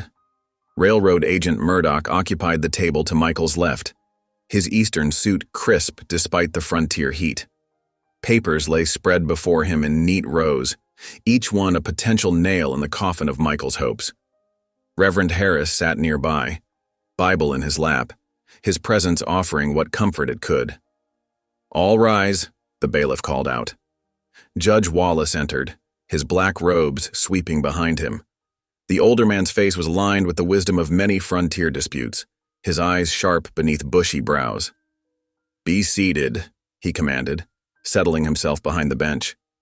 "We're here for the preliminary hearing in the matter of Western Railroad Company versus Michael Boone, regarding disputed land claims in Sector 7 of the Territorial Survey." He peered at the assembled crowd. "I'll have order in this court, or I'll clear the room. Proceed." Murdoch rose smoothly, adjusting his vest. "Your Honor, the railroad holds clear title to the lands in question through federal grant and subsequent purchase." He lifted several documents. "These surveys and deeds show our rightful claim to the entire section, including the parcel where Mr. Boone has been squatting illegally." "Objection," Michael called out, then faltered as the judge's stern gaze fell on him. He wasn't used to courtroom procedures. "Mr. Boone, do you have legal representation?" Judge Wallace asked. "No, sir, can't afford such. But I can speak for myself, if you'll permit. The judge nodded. Proceed, but mind your manners in my court. Michael drew himself up as best he could with the chains. Your Honor, that land was deeded to me proper through the church mission program 5 years ago. Reverend Harris himself handled the paperwork. Do you have documentation of this alleged transfer? The judge asked. I dot. Michael's voice caught. The original deed was lost in a flood 2 winters back, but Reverend Harris remembers it clear as day. The judge turned to Harris. Reverend, can you confirm this? Harris stood, clutching his Bible. Your Honor, I recall handling several land transfers through the mission program during that period. However, without the original documents. Hearsay, Murdoch cut in smoothly. The railroad's claim is fully documented. Mr. Boone offers nothing but convenient memories and the word of his friends. Michael's chains rattled as he clenched his fists. That land is mine by right and years of working it. I built every inch of that cabin with my own hands. Improvements to the property are irrelevant if the underlying claim is invalid, Murdoch replied. The railroad requires this section for the new spur line. We've been more than generous in offering 3 days' notice to vacate. Generous? Michael's voice rose. You call it generous to threaten a widow and sick child with Mr. Boone? Judge Wallace's gavel cracked sharply. Control yourself or I'll have you removed. He studied the documents before him, frowning. This is a serious matter requiring careful review. The railroad's documentation appears substantial, but Mr. Boone's claim of prior deed through the mission program warrants investigation. He looked up, sweeping the courtroom with his gaze. I'm postponing final ruling for 3 days to allow time to search territorial records and church papers. Mr. Boone will remain in custody until then. The gavel struck again. Court is adjourned until Monday at 9 o'clock. The crowd's murmuring grew as people began filing out. Michael turned to catch Naili's eye, trying to convey strength he didn't feel. She nodded once, gathering Tahu close as they stood to leave. Michael. Reverend Harris approached quickly before the deputy could lead him away. I'll start searching the church records right away. There may be copies we overlooked. Much obliged, Reverend, Michael said quietly. But if you don't find anything... He couldn't finish the thought. Trust in the Lord, Harris reminded him. His timing isn't always ours, but he hasn't forgotten you. The chains clinked heavily as Deputy Calhoun led Michael back toward the jail. The street had mostly emptied, though a few townspeople still lingered, watching. He caught a glimpse of Murdoch speaking with several men near the hotel, their heads bent together in consultation. Back in his cell, Michael sank onto the hard cot. The morning's events played through his mind like a bad dream. Without proof of his claim, he stood to lose everything. Not just the land and cabin, but the fragile family that had begun to form there. He thought of Nayeli's quiet dignity in the courtroom, refusing to be shamed by the hostile stares. Of Tahu's small wave, still trusting despite all that had happened. The boy was finally growing stronger, the mountain air and his mother's herbs doing what doctors' medicines couldn't. To force them away now. Lord, he whispered into the gathering dusk, I ain't been much for praying most of my life. Even after you sent that sign with the medicine bundle, I've struggled to trust. But I'm asking now, begging if I must. His voice grew hoarse. Help us find that proof. Don't let them take everything. Not when you've just started showing me why you put that bundle in my knee in the first place. The cell grew darker as evening settled in. From somewhere outside came the sound of horses' hooves and wagon wheels, the normal sounds of town life continuing while his world hung by a thread. 3 days. Just 3 days to find evidence of a deed lost to flood and time. He touched the medicine bundle through his shirt, remembering how it had appeared so mysteriously, like a message. He still didn't fully understand. Your timing ain't always ours, he repeated the Reverend's words. But please, Lord, don't let it be too late this time. Night deepened around him as he kept his vigil, alternating between prayer and worried planning. The moon rose, casting silver bars through his window onto the floor. Somewhere in the darkness, an owl called. Once, twice, then silence. Michael lay back on his cot, mind still churning but body demanding rest. His last thought before sleep claimed him was of Nayeli's steady gaze in the courtroom, carrying the same quiet strength she'd shown since the day she first arrived seeking her lost medicine bundle. Perhaps God had known even then what they would face together. Perhaps this, too, was part of a plan he couldn't yet see. He would have to trust that, he realized, since trust was all he had left. That, and 3 days to pray for a miracle. Reverend Harris sat hunched over his desk, the lamplight casting long shadows across stacks of dusty church records. His eyes burned from hours of searching through faded ink and cramped handwriting. Outside his window, crickets chirped in the dark, marking time as Wednesday night crept toward Thursday morning. "Lord, give me guidance," he whispered, reaching for another leather-bound volume. The book's spine crackled as he opened it, releasing the musty scent of aged paper. This one dated back 6 years, about when Michael had first arrived in the territory. The Reverend had been younger then, more energetic in his circuit-riding duties. He remembered Michael as a broken man, fresh from burying his wife and unborn child back east. The church's mission program had seemed like providence, a way to give grieving souls a fresh start through land grants. His finger traced down page after page of careful entries. Marriages, baptisms, deaths, property transfers, all recorded in his own neat script. The lamp flickered, forcing him to squint harder at the fading words. There must be something, he muttered.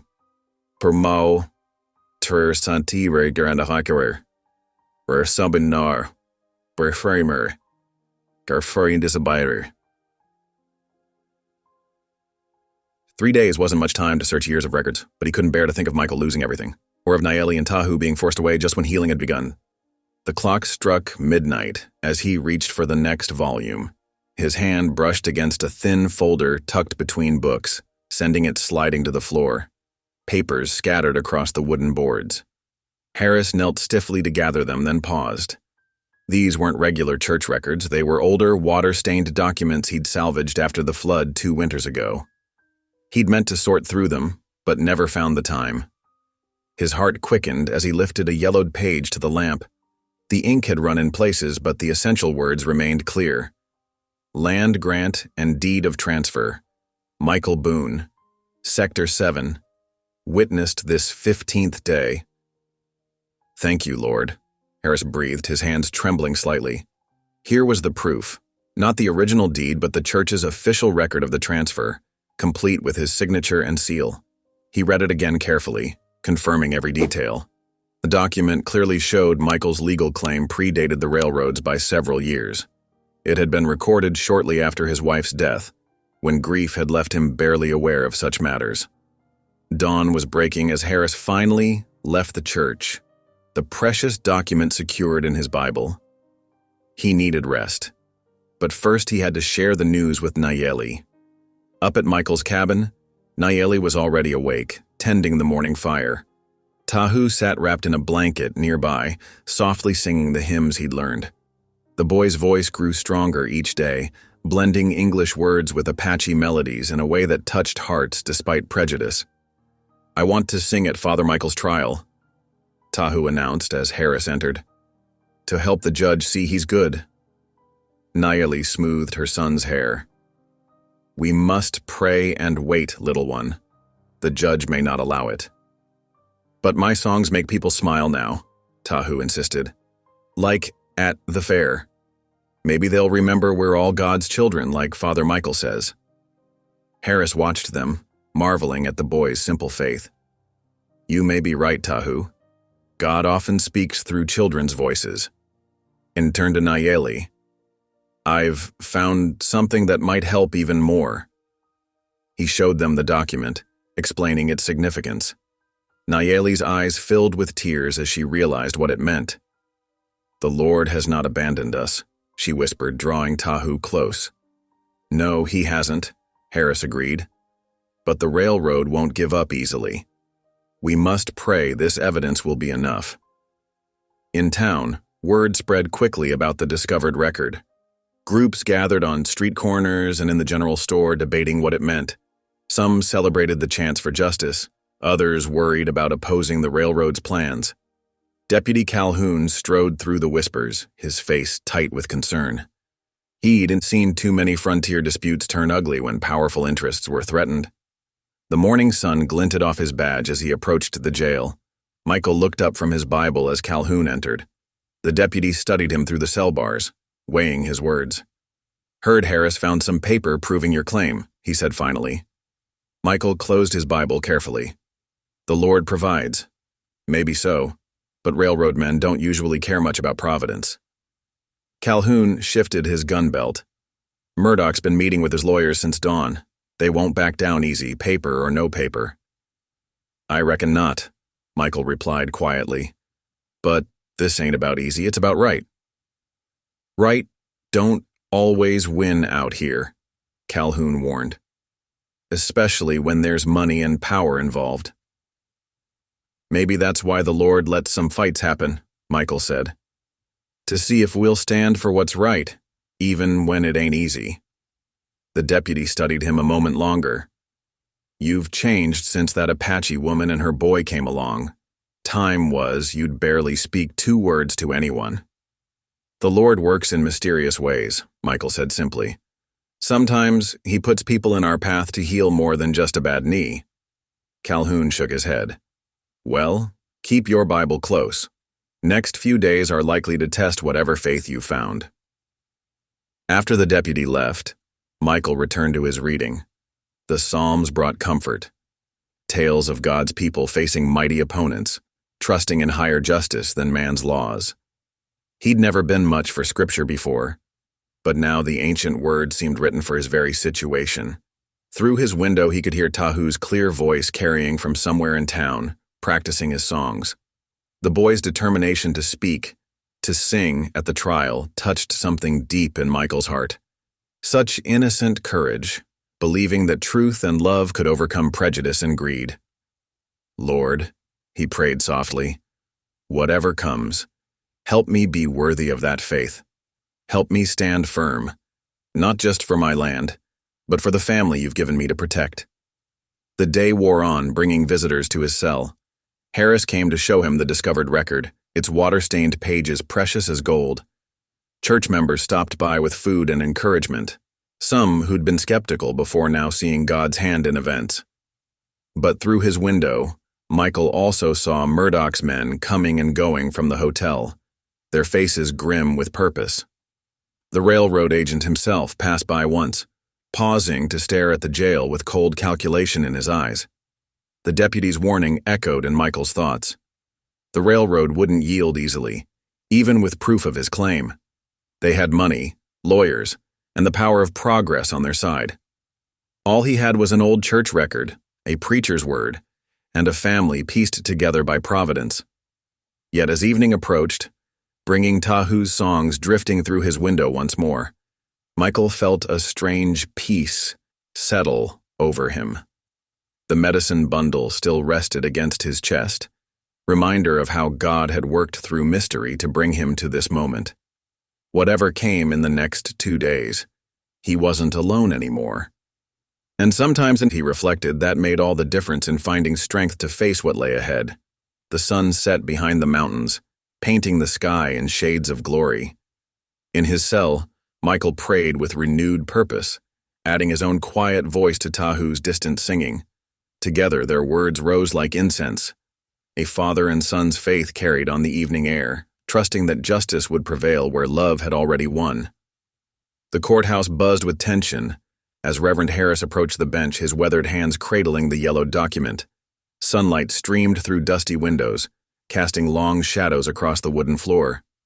"Your Honor, this church record proves Michael Boone's rightful claim," Harris said, presenting the paper. "It predates any railroad surveys by several years." The railroad's lawyers exchanged glances, their expensive suits stark against the simple furnishings. "A water-damaged piece of paper? Hardly conclusive evidence," one sneered, adjusting his gold watch chain. But before they could continue, Nayeli rose from her seat. Her dark eyes held steady as she faced the court. "My husband died protecting our land from those who broke their promises," she said, her voice quiet but firm. "This medicine bundle he carried was a symbol of trust that was betrayed. Now God has brought it full circle through Michael Boone, a man who keeps his word." The courtroom fell still as 8-year-old Tahu walked forward. His small moccasins made no sound on the wooden floor. Reaching the judge's bench, he carefully placed the beaded charm before the stern-faced man. "This is God's truth," Tahu whispered, his young voice carrying in the silence. The judge picked up the bundle, turning it thoughtfully in his hands. He looked from the child to the document, then to Michael, standing straight despite his shackles. For a long moment, only the tick of the courthouse clock could be heard. Finally, the gavel crashed down. "The evidence supports Mr. Boone's claim. This land was deeded legally through the church. All charges are dismissed." The railroad men surged to their feet, faces dark with fury. Their lead lawyer slammed his briefcase shut and stormed toward the door, his colleagues following an angry procession. The iron shackles clattered to the floor as Deputy Calhoun unlocked them. Michael stepped out of the courthouse into the bright afternoon sunlight, blinking as his eyes adjusted. The wooden steps creaked beneath his boots, while townsfolk gathered in the dusty street. "Much obliged for standing up to those railroad men," old Tom Watson said, extending his hand. Others stepped forward too, offering firm handshakes and quiet apologies. Before Michael could respond, Tahu broke free from the crowd and ran toward him. Michael dropped to one knee, his arms opening wide as the boy rushed into them. Nayeli followed, her dark eyes bright with tears of joy. For a long moment they stood together, a family united at last. That evening the glow of sunset painted Michael's mountain shack in warm colors as wagons rolled into the yard. Neighbors arrived bearing covered dishes and kind words. Martha Peterson brought her famous bean stew while the Williams family carried fresh-baked bread. "We was wrong to doubt you," Bill Peterson admitted, hat in hand. "Reckon sometimes it takes a child's wisdom to show grown folks the truth." They gathered around the fireplace, sharing bowls of steaming stew. Someone started singing Amazing Grace, and soon the cabin filled with harmonies. Tahu's clear voice wove through the verses, mixing Apache words with English just as he had at the fair. Michael looked around at the faces warmed by firelight. Neighbors become friends, strangers become family. The ache of loneliness that had haunted him for so long seemed to lift with each shared song and story. Later, after the visitors had gone home and Nayeli had tucked Tahu into bed, Michael sat alone by the dying embers. "Thank you, Lord," he whispered, touching the medicine bundle at his throat, "for giving back not just the land, but hope itself."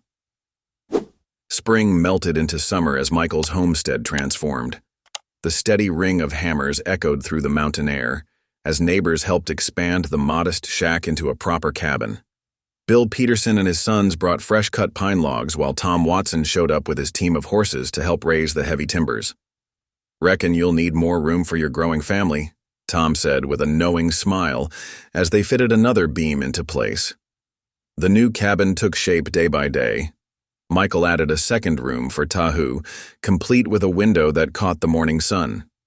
He crafted a wider porch where they could sit in the evening coolness, watching purple shadows creep across the valley. In the rich soil behind the cabin, Nayeli planted her garden. Rows of corn stretched toward the sky while beans climbed sturdy poles. She worked the earth with quiet determination, sharing stories of her people's farming wisdom as she showed Michael how to tend the tender shoots. "The plants speak to those who listen," she explained, her hands gentle in the dark soil. "They tell us when they thirst, when they hunger." Down by the creek, Tahu learned the patience of fishing under Michael's watchful eye. The boy's small hands grew steady with the knife as Michael taught him to whittle, creating simple toys from pine scraps. Their laughter drifted up through the trees, father and son building bonds stronger than blood. Each Sunday morning, they hitched the wagon for the journey to church. Tahu would polish his boots while Nayeli braided her long hair, and Michael put on his best shirt. The three rode together down the mountain trail, heads held high despite the few narrowed eyes they still encountered in town. More and more townsfolk greeted them warmly now. The ladies of the church brought Nayeli into their quilting circle, while Tahu joined the other children in Sunday school. Even Deputy Calhoun tipped his hat when they passed. Inside their growing home, the medicine bundle hung in a place of honor on the cabin wall. Michael often caught Nayeli studying it in quiet moments, her fingers tracing the intricate beadwork that had brought them together. Not magic, she would say softly, but mystery. God's way of weaving lives together. In the evenings, they gathered on the new porch. Michael's deep voice joined with Nayeli's as they sang hymns while Tahu whittled, their harmony floating out across the darkening valley. The shadow of prejudice still lingered in some corners of town, but Michael stood tall beside his new family, knowing that God's providence had turned their trials into testimony. The evening settled soft around the cabin like a well-worn quilt. Michael eased down onto the wooden porch steps, his knee barely troubling him now. Nayeli sat beside him, her presence as natural as breathing, while Tahu sprawled at their feet, whittling a small piece of pine. Far across the valley, the sun painted the mountainsides in strokes of amber and rose. A cool breeze carried the sweet scent of late summer sage, stirring the garden where cornstalks rustled their dry leaves. Through the cabin windows, behind them, lamplight spilled warm and golden, casting long shadows across the yard. From somewhere in the distant hills, coyotes began their evening song. Tahu lifted his head, listening to their wild chorus with bright eyes. The boy had grown stronger these past months, his face filled out and his spirit ever more certain. "You know, son," Michael said, his voice gentle in the gathering dusk. "Sometimes the Lord works in ways we can't figure at first." He rubbed absently at his knee, remembering. "Take that strange lump I had. Seemed like nothing but trouble and pain back then." Tahu grinned up at him, setting aside his whittling. "But it had grandfather's medicine bundle inside." "That it did." Michael nodded slowly. "And through that hurt came blessing beyond measure." He looked at Nayeli, his heart full. "Brought me a family when I thought I'd always walk alone." Nayeli's hand found his, her fingers warm and sure. The trust between them had grown like her garden, tender at first, then strong and deep-rooted. She understood loss and healing as he did, knew the way faith could bridge the deepest valleys. The last light faded from the peaks, leaving the sky awash in stars. Through the cabin windows, the lamp cast its steady glow, turning the glass to squares of honey gold. Such a difference from the cold, dark evenings Michael had known before, when the emptiness echoed through every corner of his life. Tahu leaned against his leg, drowsy now as night settled in. The boy's simple acceptance had taught Michael more about love than all his years alone. Together, they had built more than a cabin. They had built belonging. Looking up at the vast sweep of stars, Michael whispered a prayer of gratitude. From pain came promise, he thought, his heart overflowing. And from promise came family. The words settled in his soul like truth, like coming home at last. Inside their cabin, the medicine bundle watched over them all, its beaded pattern catching the lamplight. No longer a mystery, but a testament to God's perfect timing. Thank you for listening. Stories connect us in the most unexpected ways. If you felt that spark today, make sure you're subscribed. I share a new one daily, and the next might change your day.